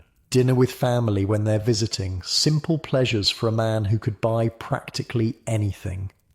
Your hands, spotted with age but still steady, sort through the morning mail. Most of it is addressed to your office in New York, but some personal correspondence follows you to Florida. One envelope catches your eye. It's from a small Baptist church in Georgia. You open it carefully. Inside is a letter from the minister thanking you for your recent donation that saved their building from foreclosure. You smile slightly. The donation was modest by your standards, just a few $1,000s, but it meant everything to that small congregation. These quiet, personal acts of charity still give you more satisfaction than the millions you pour into your foundations. "John," Laura calls from the sunroom, "are you joining me for coffee?" You tuck the letter into your pocket and join your wife. Laura has been your constant companion since 1864. She's known you as a struggling young businessman, as the most feared industrialist in America, and now as the world's greatest philanthropist. Through it all, she's remained the same. Practical, devout, unimpressed by wealth or fame. "What has you smiling this morning?" she asks, pouring you a cup of black coffee. You show her the letter. She reads it and nods approvingly. "Sometimes I think these small gifts do more good than the big foundations," she says. "Perhaps," you reply, "but the foundations can tackle problems too large for small gifts." This was the dual nature of Rockefeller's philanthropy, the personal and the institutional. He gave away dimes and nickels to people he met on the street, a habit that earned him both affection and mockery, while simultaneously funding institutions that would transform medicine, education, and public health on a global scale. The telephone rings, interrupting your coffee. It's Frederick Gates calling from New York. "John," he says, his voice tense despite the crackling connection, "have you seen the newspapers? The market is in trouble. The post-war boom is ending. The economy is showing signs of strain. Banks are failing in several states. It's not yet the Great Depression, but the warning signs are there. We should consolidate some of our positions," you say calmly, "move more into government bonds." This is one advantage of your age and experience. You've seen financial panics before. 1873, 1893, 1907. You know that markets rise and fall. You know how to protect wealth through the cycles. Junior is worried about the impact on our foundations if there's a prolonged downturn, Gates says. "Tell Junior not to worry," you reply. "The foundations have endowments large enough to weather any storm." After you hang up, you sit for a moment, considering. Your son has essentially taken over management of your business and philanthropic affairs. He's done well, better than you expected when he was a serious, somewhat sheltered young man entering Brown University. Junior lacks your killer instinct for business, but he has something perhaps more valuable for the task he's undertaken. A genuine, almost painful sense of responsibility to use the Rockefeller fortune for the greater good. A week later, you're back in New York for a board meeting of the Rockefeller Foundation. The discussion centers on expanding your international health programs. The success of the hookworm campaign has been remarkable, Dr. Rose, one of your medical directors, explains. We've essentially eliminated the disease in the American South. Now, we want to apply the same approach globally. You listen attentively as he outlines plans to combat malaria, yellow fever, and other infectious diseases across Latin America, the Caribbean, and parts of Asia and Africa. The cost, you ask when he finishes? $25 million over 5 years, he answers promptly. Some of the board members shift uncomfortably at the figure. It's an enormous sum, even for the Rockefeller Foundation. You nod thoughtfully. If the results will match those of the hookworm campaign, it's worth every penny. Junior, sitting beside you, smiles slightly. He knows you well enough to have anticipated your response. For all your reputation as a penny pincher in personal matters, you've never hesitated to invest heavily when you see potential for significant returns, whether in business or philanthropy. After the meeting, you and Junior walk slowly through Central Park. Despite your age, you still enjoy a good walk, though you tire more quickly than you once did. Father, Junior says, I've been thinking about creating a new venture, something focused on art and culture. You raise an eyebrow. Art has never been a particular interest of yours. Your taste runs to the practical, the useful. Go on, you say. I believe art and beauty are essential to human flourishing, just as health and education are, he explains. I'd like to establish a place in the city where art can be accessible to everyone, not just the wealthy. This idea will eventually become the Museum of Modern Art, founded in 1929 with significant Rockefeller support. It's one of many ways that Junior's vision for philanthropy expands beyond your own, embracing culture, conservation, and historic preservation alongside your focus on health, science, and education. If you believe in it, you say after considering his proposal, then do it. You have both the resources and the judgment. Junior looks surprised, then pleased. Even in his 50s, your approval still matters to him. Thank you, Father. Later that evening, you're at home in your study when your butler announces an unexpected visitor, Charles Evans Hughes, the newly appointed Secretary of State under President Harding and a former Supreme Court Justice. Mr. Rockefeller, Hughes says as he enters, thank you for seeing me without an appointment. You gesture for him to sit. What can I do for you, Mr. Secretary? Hughes explains that the government is concerned about American access to oil in the Middle East, where British and French companies have secured most of the concessions following the collapse of the Ottoman Empire after World War I. We believe it's in America's national interest to have a presence in the region, Hughes says carefully, and we believe Standard Oil of New Jersey might be the appropriate vehicle for that presence. You find this ironic. The government that broke up Standard Oil is now asking one of its successor companies to advance American interests abroad. I no longer control Standard of New Jersey, you remind him. I'm a shareholder, nothing more. Hughes smiles slightly. But your influence remains considerable, Mr. Rockefeller. A word from you would carry weight. You consider this, though you've officially retired from business, you maintain connections throughout the oil industry, and despite your complicated relationship with the federal government, you're a patriot who believes in American leadership in the world. I'll make some inquiries, you say finally. No promises.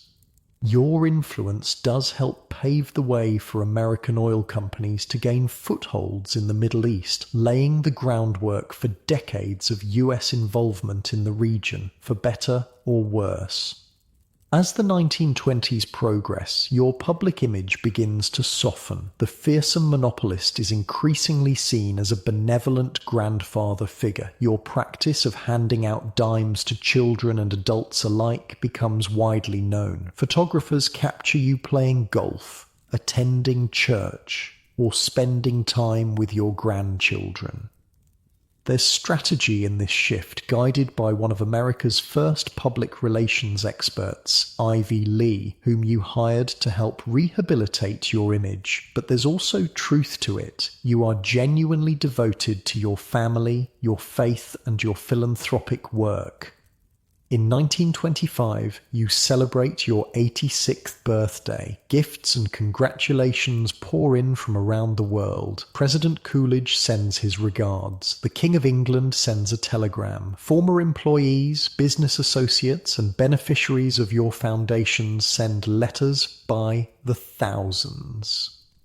All this fuss, you say to Laura as you look over the correspondence. For an old man who just happened to live a long time.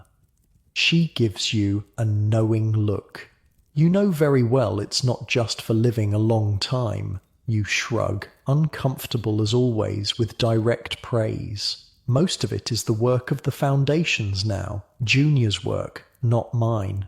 The foundations wouldn't exist without you, she points out. This is true, of course. By this point, your total charitable giving has exceeded 500 million, the equivalent of tens of billions in today's money. The Rockefeller Foundation alone has an endowment of over 150 million and is active on 5 continents.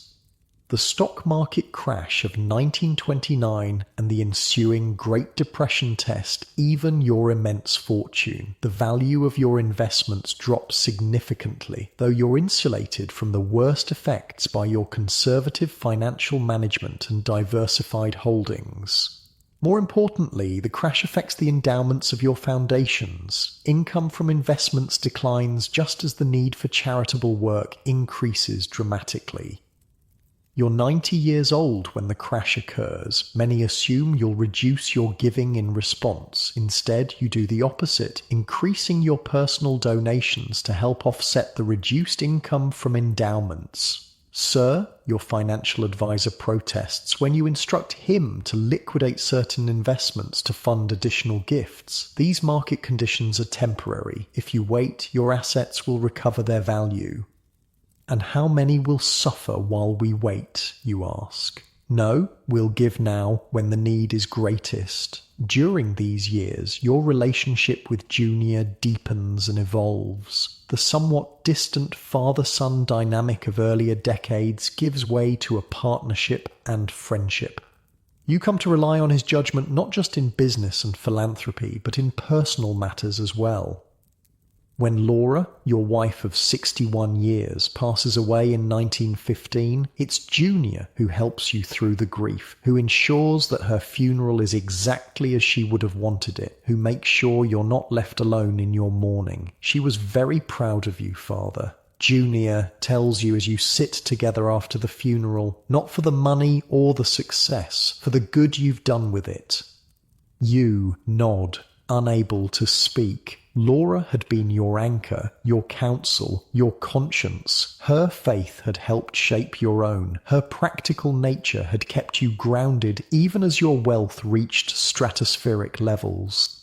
As the Depression deepens, you witness how your philanthropic institutions respond to the crisis. The Rockefeller Foundation funds emergency relief efforts. The General Education Board helps keep schools open despite plummeting tax revenues. The Rockefeller Institute for Medical Research continues its work, producing discoveries that will save countless lives. In 1934, your grandson, Nelson, Junior's son, comes to visit you at your Florida estate. He's 26, ambitious, energetic, with a keen interest in both business and public service. He reminds you somewhat of yourself at that age, though with advantages you never had. "Grandfather," he says, sitting beside you on the veranda, "I've been offered a position in President Roosevelt's administration."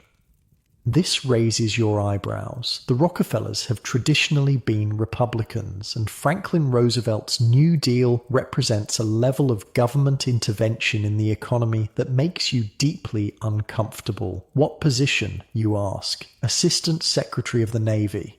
You consider this. The Roosevelt family has a connection to the Navy Department. FDR himself served as Assistant Secretary under Wilson. And you want my advice? You ask. Nelson nods. I do.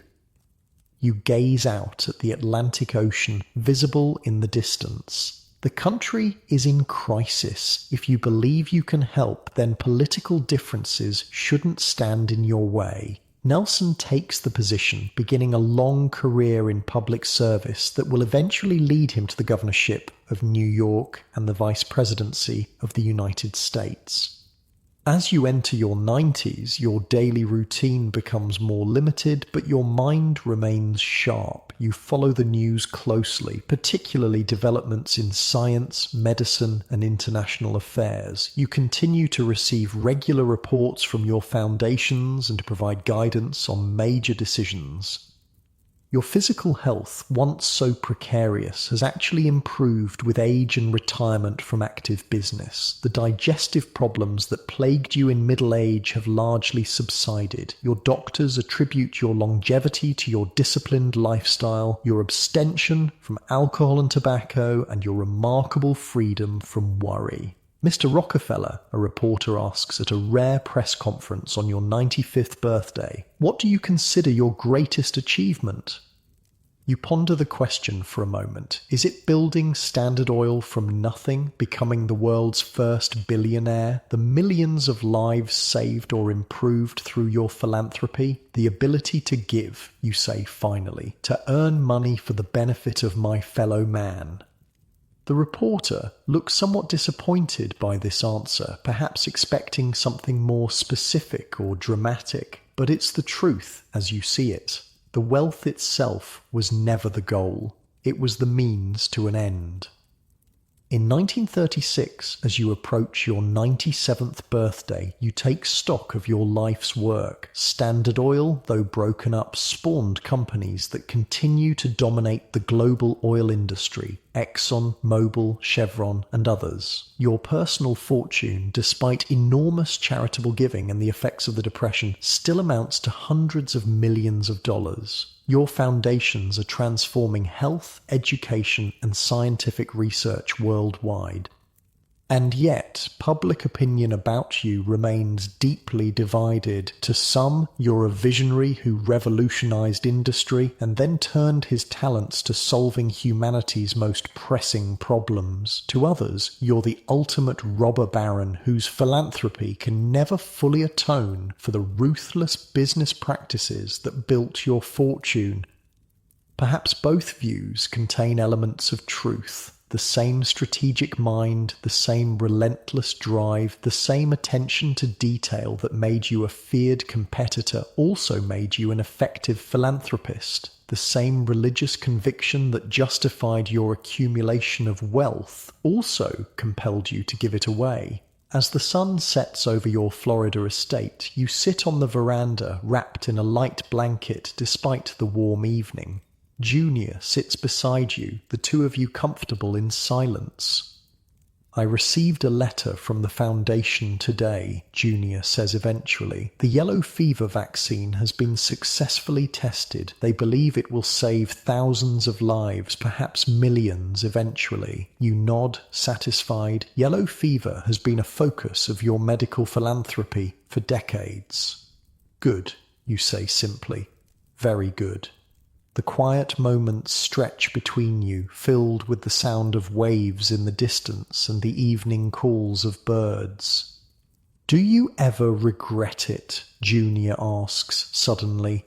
Any of it? You know what he's asking. The cutthroat tactics, the destroyed competitors, the political battles, the decades of public vilification. Regret is a waste of energy, you say after a moment. I did what I believed was right at the time, as did you. Junior smiles slightly. It's not quite an answer, but it's very much you. Practical, forward-looking, unwilling to dwell on the past. As darkness falls, you gaze up at the emerging stars, still amazed by the vastness of the universe despite all you've seen and done in your long life. From a struggling bookkeeper to the richest man in the world, from the architect of America's most powerful monopoly to its greatest philanthropist. It's been a journey of stark contrasts and apparent contradictions, but through it all, there's been a consistency of purpose, a methodical approach to every challenge, a deep conviction that wealth brings responsibility. The boy who once said, "I am bound to be rich," could never have imagined just how rich he would become, or what he would ultimately do with that riches. Morning light filters through the curtains of your bedroom at Ormond Beach, Florida. It's May 1937. At 97 years old, you've outlived almost everyone from your generation. The world has transformed beyond recognition since your birth in 1839. From horse-drawn carriages to automobiles, from whale oil lamps to electric lights, from a fractured nation fighting over slavery to a global power. Your nurse helps you sit up in bed. Your body has grown frailer, your movements more limited, but your mind remains remarkably clear. You can still recall details from business deals made 60 years ago, still follow the progress of your foundations, still recognize the faces of your great-grandchildren when they visit. "Good morning, Mr. Rockefeller," the nurse says cheerfully. "Would you like to sit on the veranda today? The weather is beautiful." You nod. For a while. Junior is visiting this afternoon. Your son, now in his 60s, still consults you on major decisions regarding the family's business and philanthropic interests, though day-to-day management has long since passed from your hands. On the veranda, overlooking the lush Florida landscape, you sip your morning tea and browse through the latest reports from the Rockefeller Foundation. The yellow fever vaccine, developed with your funding, is being distributed throughout Latin America. New medical schools, established with your grants, are training doctors in China. Agricultural programs are increasing food production in Mexico. Your butler approaches with a small stack of mail. "These arrived for you this morning, sir." You sort through them slowly. A letter from a former employee, now elderly himself, a note from one of your great-grandchildren, and an envelope bearing the seal of the President of the United States. Inside is a personal letter from Franklin Roosevelt, thanking you for your foundation's support of polio research. Roosevelt, crippled by the disease himself, has a personal stake in this work. Though you and the president have significant political differences on this issue, you find common ground. "Mr. Rockefeller," your butler interrupts gently, "Dr. Haggard is here for your morning checkup." Dr. Haggard, your personal physician for the past decade, enters with his bag. He's a kind man in his 50s who has the difficult job of maintaining the health of someone approaching the century mark. "How are we feeling today?" he asks, taking your wrist to check your pulse. "Well enough," you reply, "though I seem to tire more easily." The doctor nods. "That's to be expected, Mr. Rockefeller, but your heart sounds strong and your blood pressure is remarkably good for a man of your age." After he leaves, you return to the reports but find your concentration waning. Your mind drifts to the past, not to the business battles or the political fights, but to simpler memories. Your mother teaching you to count pennies at the kitchen table. Your first job as a bookkeeper. Laura on your wedding day, young and full of hope, your children when they were small. "Penny for your thoughts," says a familiar voice. You look up to see Junior standing at the entrance to the veranda. He's arrived earlier than expected. "Just remembering," you say, gesturing for him to sit. Your relationship with Junior has evolved over the decades. The somewhat stern father and dutiful son have become partners, then friends. You've come to respect not just his business acumen, but his vision for philanthropy, which in some ways has surpassed your own. The Foundation Board approved the new public health initiative for Africa, Junior tells you, accepting a glass of lemonade from the butler. Full funding for 5 years. You nod approvingly. "Good, very good. And the Museum of Modern Art expansion is proceeding on schedule," he continues. "Nelson is taking a particular interest in that project." Nelson, Junior's son, and your grandson, has emerged as a force in both the business and cultural worlds. You see in him some of your own drive and ambition, though directed toward different ends. He has a good eye for art, Junior adds, though I can't say I understand all of his modern tastes.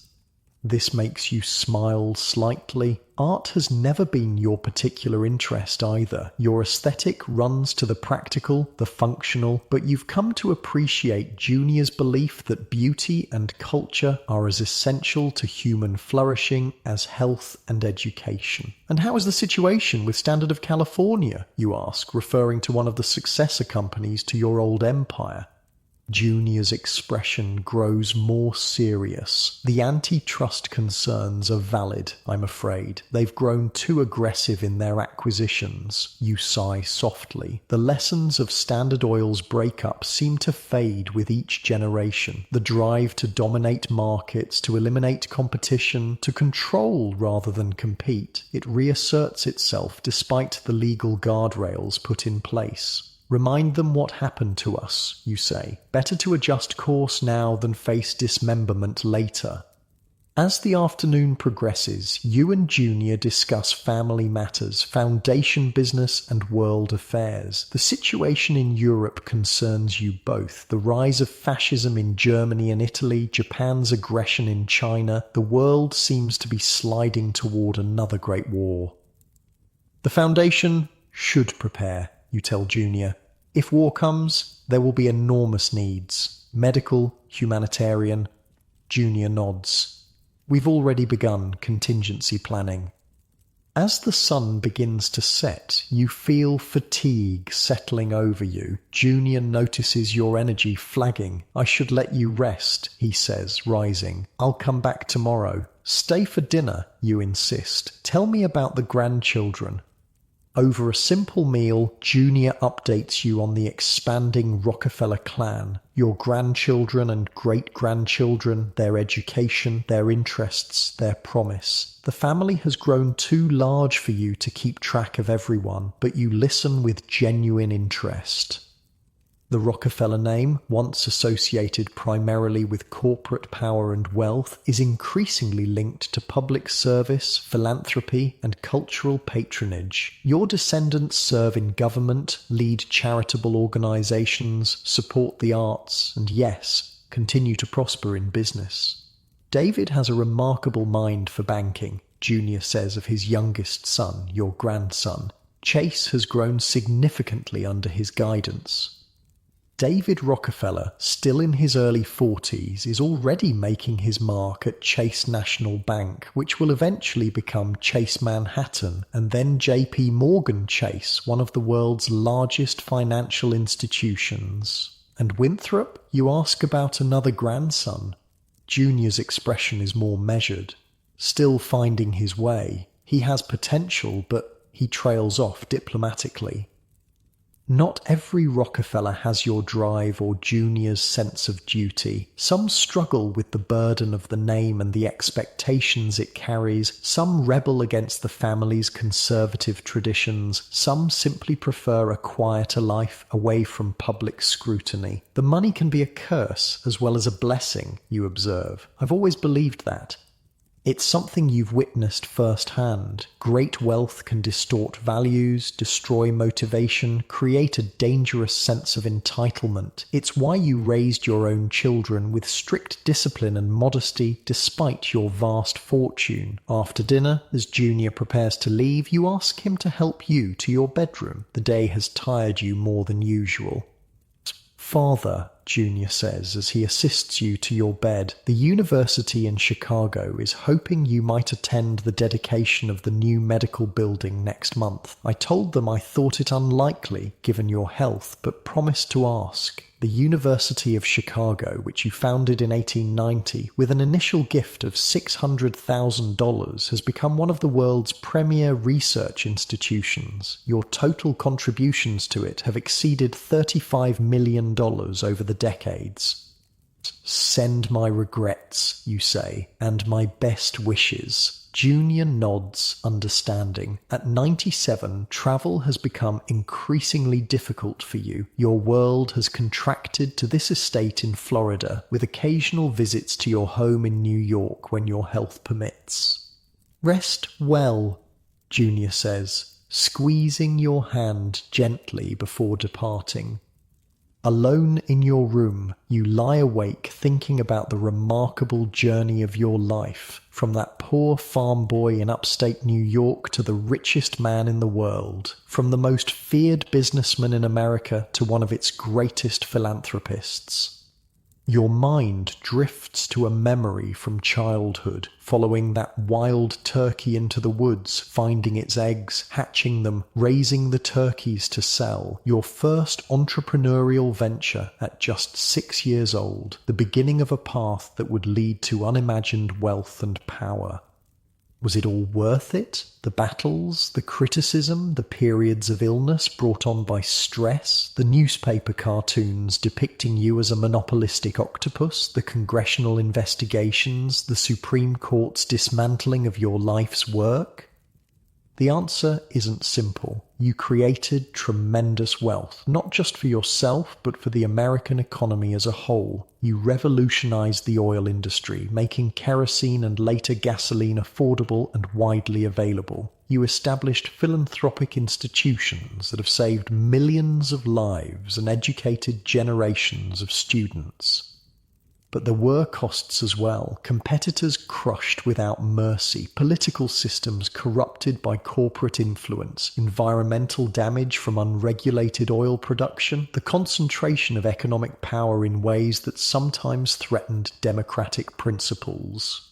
History will have to judge the balance sheet of your life. All you know is that you tried to follow what you believed was right, in business, in family life, in giving back. The next morning, you wake feeling unusually weak. Your nurse notices immediately. "I'll call Dr. Haggard," she says, concern evident in her voice. "No need to trouble him," you reply. "I'm just tired today." But the doctor is summoned anyway. After examining you, he takes Junior aside for a private conversation. You can't hear what they're saying, but their expressions tell you everything you need to know. Your time is approaching. Over the next few days, family members arrive from across the country. Your surviving children, your grandchildren, even some of your great-grandchildren. They gather around your bed, sharing memories, seeking wisdom, saying goodbye without explicitly acknowledging that's what they're doing. On May 23rd, 1937, you wake before dawn, as has been your habit for nearly a century. The pain in your chest is new, but not entirely unexpected. You've lived long enough to recognize the signs. "Get Junior," you tell your nurse quietly. When your son arrives, his face etched with worry, you gesture for him to sit beside your bed. "I've been thinking about the foundation," you say, your voice weaker than before but still clear. Junior leans closer. "Yes, father?" "The work isn't finished," you say. "It's only beginning." He nods, understanding what you're trying to tell him. The philanthropic institutions you've established together are not meant to solve all problems in your lifetime, or even his. They're designed to continue addressing human needs for generations to come. "I'll make sure of it," he promises. You close your eyes, suddenly very tired. "Good," you murmur. "That's good." Later that day, surrounded by family, you slip away peacefully. John Davison Rockefeller, the boy from the failing farm, the world's first billionaire, the great philanthropist, is gone at the age of 97. The obituaries are extensive, filling pages in newspapers around the world. They chart the remarkable story of your life, from poverty to unimaginable wealth, from cutthroat businessman to generous benefactor. They struggle to reconcile the apparent contradictions of your character. The ruthless competitor and the devout Baptist, the penny-pinching accountant and the man who gave away hundreds of millions. President Roosevelt issues a statement. The death of John D. Rockefeller removes from our national life a figure notable in industry and notable too in the great philanthropic enterprises which his fortune made possible. The funeral is held at the Riverside Church in New York City, which you helped fund. The service is simple, befitting your Baptist faith. No elaborate eulogies, no excessive displays of grief, just scripture readings, hymns, and prayers. Afterward, you're buried in the family mausoleum at Lakeview Cemetery in Cleveland, near where you built your first oil refinery. But your story doesn't end with your death. In many ways, it's just beginning. The Rockefeller Foundation continues its global work in public health, scientific research, education, and humanitarian relief. During World War II, it funds refugee scholars fleeing Nazi persecution, supports medical care for displaced persons, and helps rebuild educational institutions destroyed in the conflict. After the war, the Foundation plays a crucial role in the Green Revolution, developing and distributing high-yield crop varieties that prevent mass starvation in developing countries. It supports the development of vaccines for deadly diseases. It funds research that leads to breakthroughs in understanding human health and disease. The other institutions you established, the Rockefeller University, the General Education Board, the Rockefeller Institute for Medical Research, continue to advance human knowledge and well-being. The University of Chicago, which you founded, produces more Nobel Prize winners than almost any other institution in the world. The companies that emerged from the breakup of Standard Oil, Exxon, Mobil, Chevron, and others become some of the largest and most profitable corporations in global history. The antitrust action that seemed like a devastating blow to your empire ultimately increased its total value dramatically.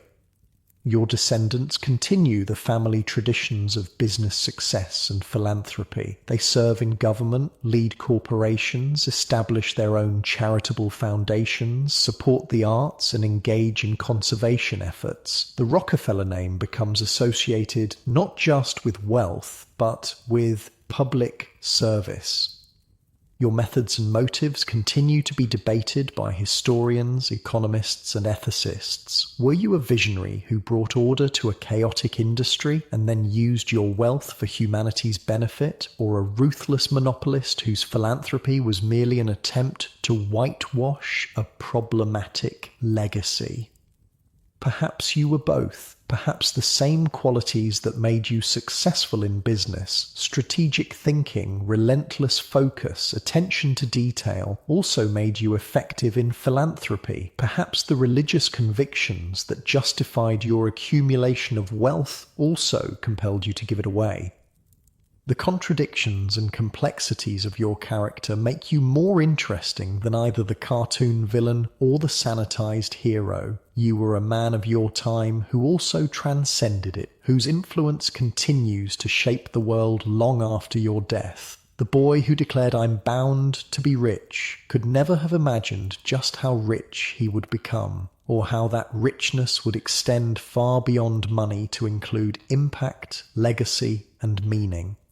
As you drift off to sleep tonight, perhaps you'll dream of this remarkable American life, from rural poverty to unimaginable wealth, from ruthless competition to world-changing generosity, from a world lit by whale oil to one transformed by petroleum, from a single oil refinery in Cleveland to a global philanthropic enterprise. And maybe you'll appreciate the simple comfort of your warm bed, free from the weight of billions and the responsibility they bring as you slip into peaceful slumber.